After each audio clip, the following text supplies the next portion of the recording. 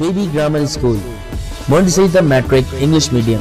खूबसूरत, आरामदाह और पूरा साइज मोंटेसरी क्लासरूम में आपके नन्हे मुन्ने बच्चों को निहायत प्यार और शफकत के साथ दौर जदीद के तकाज़ों के मुताबिक ऑडियो, वीडियो और जदीद मटेरियल के जरिए तालीम दी जाती है। प्राइमरी और सेकेंडरी क्लासों में बच्चों की स्किल को बेहतर बनाने के लिए report writing classes, newspaper classes,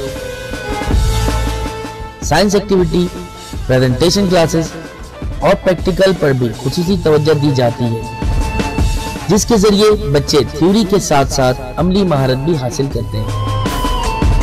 Karachi की सतह पर स्पोर्ट्स और तालीमी मैदान में मुख्तलिफ अवार्ड का वसूल स्कूल की मेहनत और महारत का मुंह बोलता सबूत है।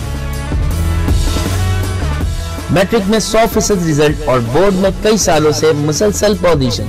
दाखिले के लिए राब्ता करें कैंपस 1 शाहवलीउल्लाह नगर, कैंपस 2 रहमत चौक। फोन 0213 666 1749, 0213 640 6946। क्लास 7 बेटा सामे की किताब निकालें। इस्लामियत की किताब में पेज नंबर 24 में आ जाएं। बाब सोए में अस्वाए हुस्ना में पढ़ेंगे आज हम। हमारे चैप्टर का उन्वान है फ़तह मक्का।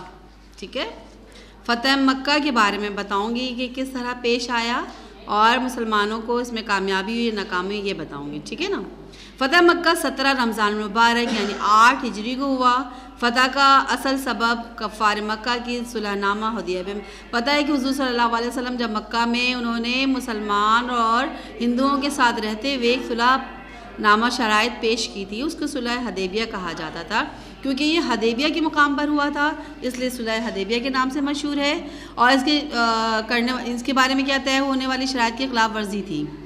इन्होंने क्या किया, फ़तह मक्का कब हुआ, जब उन्होंने सुलहनामा यानी कि सुलह हुदैबिया के बारे में इसकी शराइत की खिलाफ वर्जी शुरू कर दी, तो ये क्या नाम है, ये जंग शुरू हुई थी।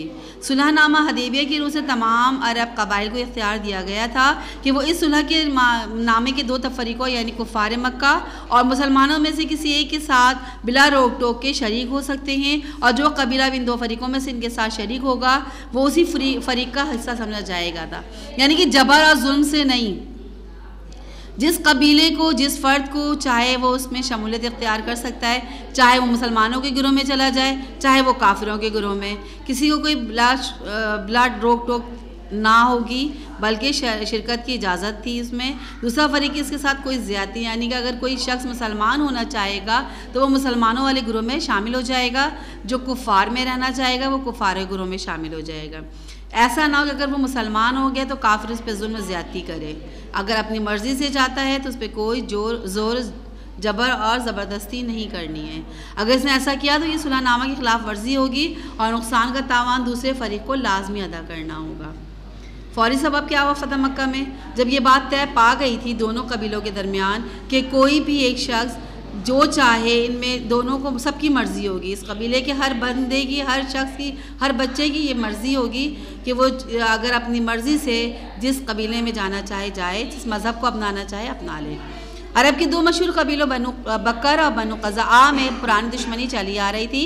बनु बकर तहामा, यमामा और बहरीन के इलाके में रहते थे, और बनु क़ज़आ मक्का मुअज़्ज़मा के क़रब जवार में रहते थे। बनु क़ज़आ की दोस्ती आप सल्लल्लाहु अलैहि वसल्लम के ख़ानदान बनु हाशिम से थी और कुरैश से इनकी पुरानी दुश्मनी थी। सुलहनामा हुदैबिया से फ़ायदा उठाते बनु बकर कुरैश से मिल गए।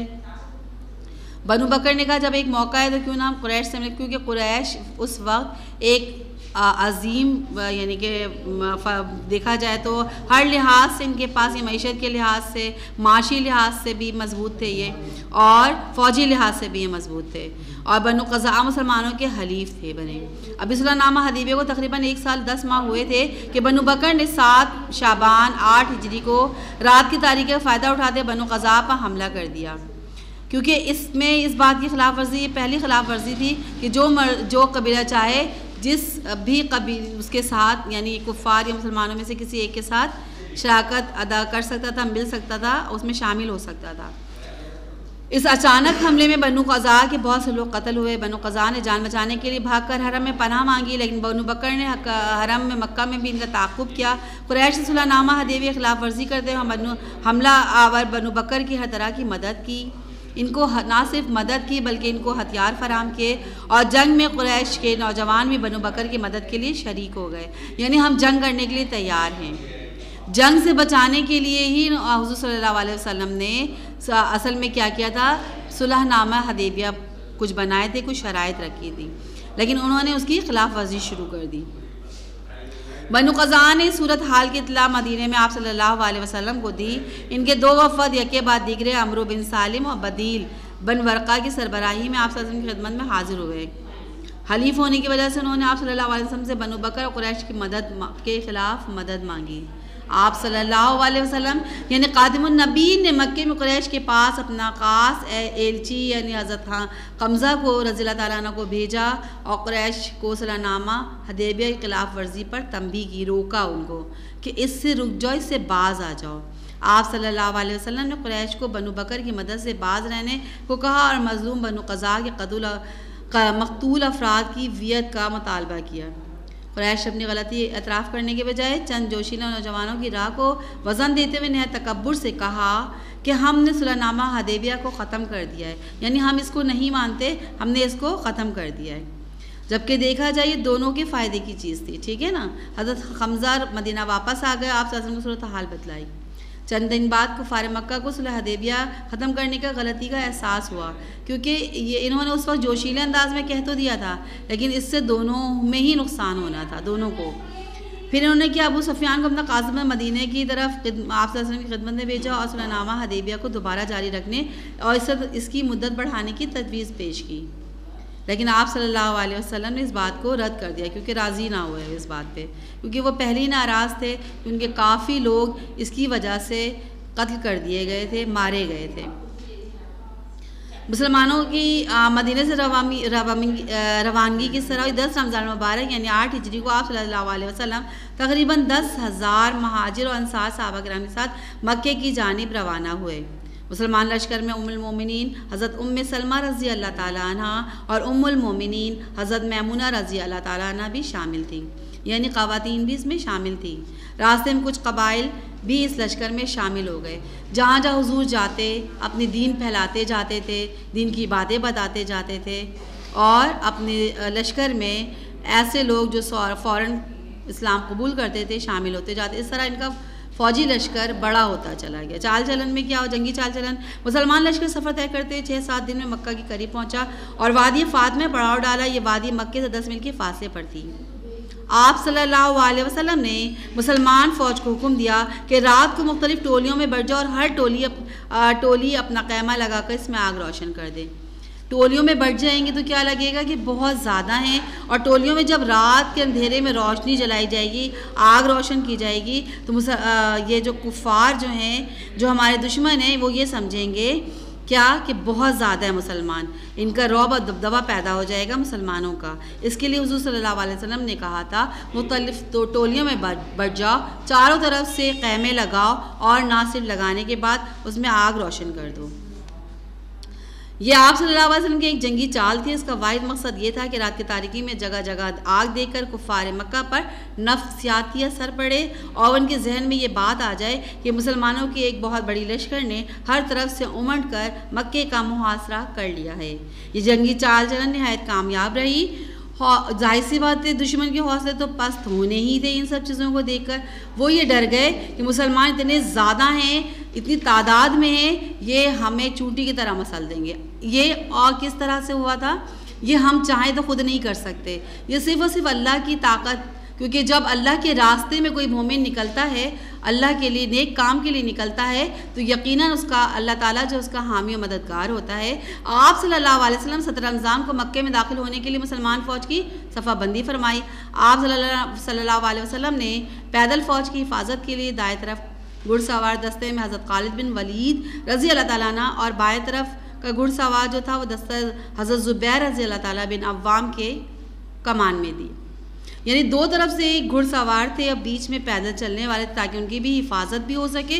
और घुड़सवार ज़ाहिर है वो ऊंचे नज़र आ रहे हैं, वो सब किस तरह से कैसे दुश्मन हमला ना करे, उनकी हिफाजत करने के लिए दो तरफ से घुड़सवारों को रख दिया था कमान के साथ। सहाबा कराम के साथ बग़ैर किसी कश्तकून के फातिहाना अंदाज में मक्के में दाखिल हुए।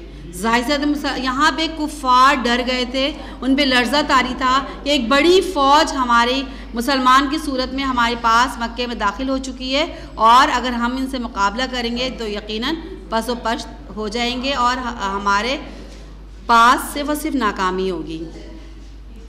आप सल्लल्लाहु अलैहि वसल्लम पहले हरम काबा गए, खाना काबा के आसपास नस्ब के बुतों को तोड़ा, हिजरा सोत को बोसा दिया और बैतुल्लाह का तवाफ़ किया। आप सल्लल्लाहु अलैहि वसल्लम ने खाना काबा की चाबी मंगवाई, खाना काबा का दरवाज़ा खोला तो आप सल्लल्लाहु अलैहि वसल्लम हज़रत बिलाल उसामा बिन ज़ैद रज़ी अल्लाह ताला अन्हु के साथ खाना काबा के अंदर दाखिल हुए। खाना काबा को अंदर से बुतों और दीवारों पर हज़रत इब्राहीम हज़रत इस्माईल अलैहिस्सलाम की बनाई हुई तस्वीरों से पाक किया और आप सल्लल्लाहु अलैहि वसल्लम अपनी छड़ी से बुतों को छूते गए और ये आयत पढ़ते गए और बुत गिरते गए। इन्होंने आयतें पढ़ना शुरू की और छड़ी घुमाया, सारे बुत खुद ब खुद ज़मीन बोस हो गए। आप सल्लल्लाहु अलैहि वसल्लम ने खाना काबा के अंदर शुक्राने की नवाफिल अदा की, फिर खाना काबा के दरवाजे पे खड़े होकर हुजूम से मुखातिब हुए। कुफ़ार मक्का सहमे हुए थे। आप सल्लल्लाहु अलैहि वसल्लम ने कहा, मैं आपके साथ क्या सलूक करने वाला हूँ? सब ने कहा, आप हमारे मुअज़्ज़िज़ भाई हैं, मुअज़्ज़िज़ भाई के बेटे हैं। यानी वो समझ रहे थे यकीनन हमारे साथ बुरा ना कर दे, क्योंकि जाहिर सी बात इन्होंने हथियार डाल दिया था और उनके सामने वो पेश हो गए थे। आप सल्लल्लाहु अलैहि वसल्लम ने फरमाया, मैं आपके साथ वही मामला करूँगा जो हज़रत यूसुफ़ अलैहिस्सलाम ने अपने भाइयों के साथ किया था। जाओ, तुम सब आज़ाद हो, मैंने तुम्हें माफ़ कर दिया।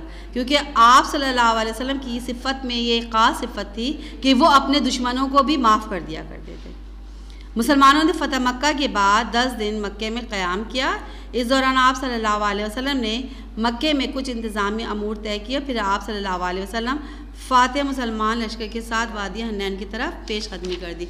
यानी कहने का मकसद ये था कि फ़तह मक्का किस तरह हुआ, बग़ैर किसी जंग के, बग़ैर किसी जानी माली नुकसान के मुसलमानों ने ये जंग जीत ली थी। सिर्फ़ और सिर्फ अपनी कामयाबी इनको किस तरह नज़र आई? आपने देखा कि अल्लाह ताला ने इनका साथ दिया, और जब अल्लाह ताला साथ देते हैं तो क्या होता है कि कामयाबी आपके कदम चूम रही होती है।